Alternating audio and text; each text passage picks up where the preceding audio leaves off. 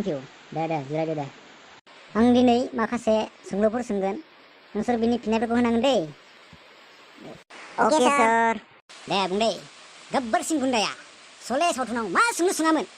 बेखौलाय हाखायो जों। बेखौलाय सोर हानो आरो। बुंदो मा बुङामोन?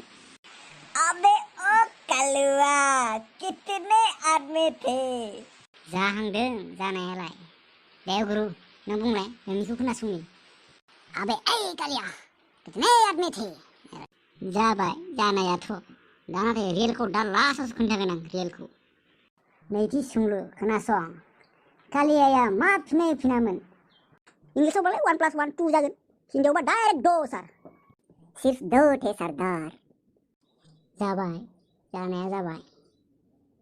दानिया फैदोनि थामथि सोंलु। गब्बर सिंनि मुंदांखासिन डायलगा मा? आं बेखौ बारा रोङालै, होमब्लाबो बुंना नायनोसै। जो डर गया वो मर गया। नोंनिब्लालाय? जो डर गया समझो ओ मर गया। जाबाय हाबाय नों। नोंसोरथ' होजोब्बाय, सोंनायनि फिननाय गासैखौबो होबाय। दानिया आं खोन्थानि गब्बर सिंआ माबोरै सोंदोंमोन। अबे ओ कालिया कितने आदमी थे?